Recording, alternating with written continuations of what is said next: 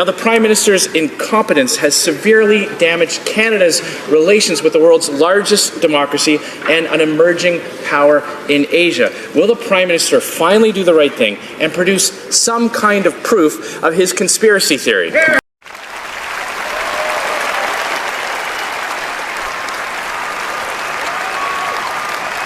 भारत इतना निडर कैसे हो गया? भारत ने कनाडा को मिट्टी में, रेत में उनका सिर दे रखा है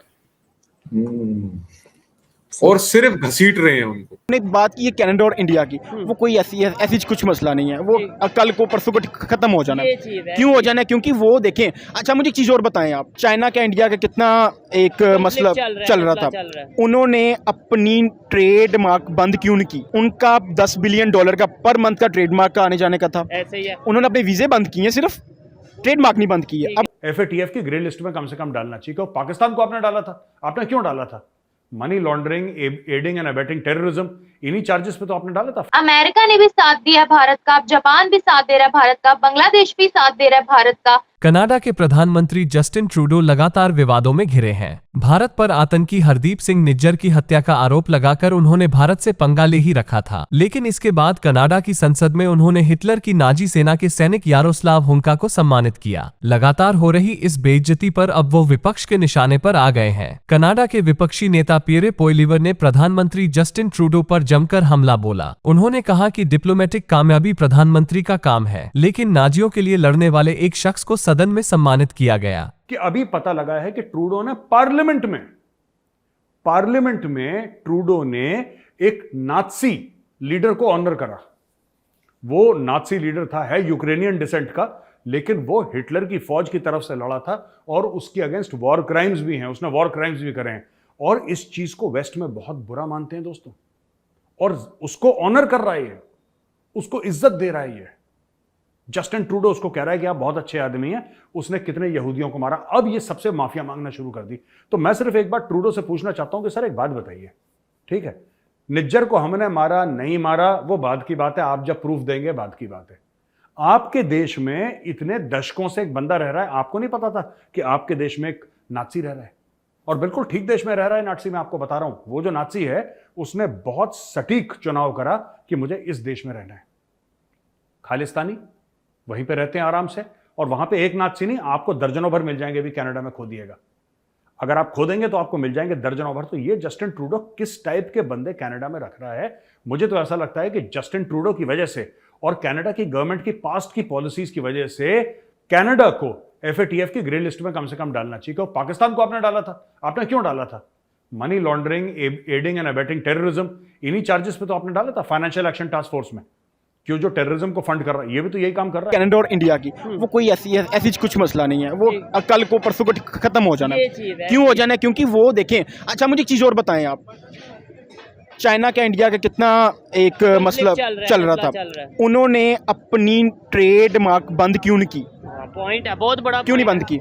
ऐसे ही है। उनका $10 बिलियन का पर मंथ का ट्रेड मार्क का आने जाने का था, ऐसे ही है। उन्होंने अपने वीजे बंद किए हैं, सिर्फ ट्रेड मार्क नहीं बंद की है। अब कनाडा ने क्या किया? कनाडा ने वीज़ा बंद कर दिया, और ट्रेड मार्क क्यों नहीं बंद किया? ट्रेड मार्क लोग बंद ही नहीं कर सकते, बिकॉज आप देखें कि आपका कनाडा की काफ़ी ऐसी मल्टीनेशनल कंपनीज है जिन्होंने अभी रिसेंटली इंडिया में, आपको बता सकता हूँ, इन्वेस्टमेंट की है और अच्छी खासी की है। जिस तरह मुझे एक यानी मिनिस्टर ने रिसीव किया था, मैं भी मिनिस्टर को रिसीव करने के लिए भेज रहा हूँ। फिर उसके बाद ये है कि P5 का जो मेंबर का बनना, यूनाइटेड नेशन सिक्योरिटी काउंसिल का परमानेंट मेंबर बनने के एस्पायरेंट हैं आप।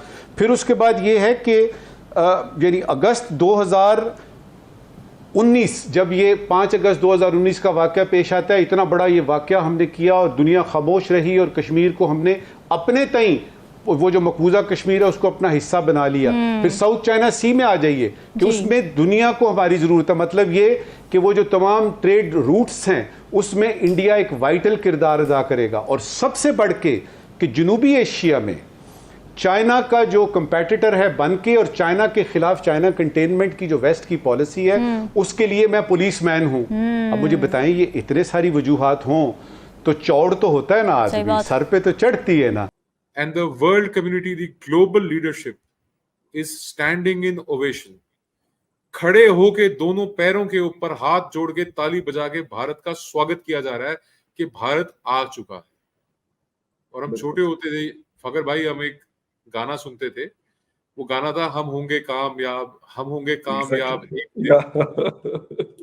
बिल्कुल बिल्कुल।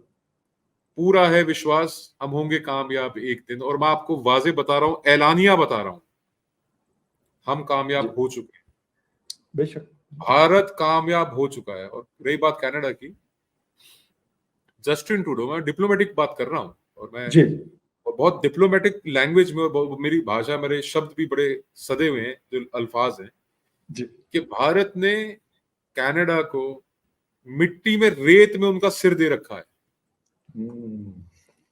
और सिर्फ घसीट रहे हैं उनको। और घसीट भी इसलिए रहे हैं कि ये ऐलानिया तौर पे जितने बड़े ममालिक हैं पश्चिम के, वेस्ट के, ये गोरी चमड़ी, ये सोचते हैं कि ये लोग सुपीरियर हैं। ये आप देख लीजिए, आप भारत के साथ करेंगे ऐसा, तो आपके साथ ये करेंगे हम। This treatment will be meted out to you. आपके साथ भी यही ट्रीटमेंट होगा जब आप भारत से पंगा लेंगे।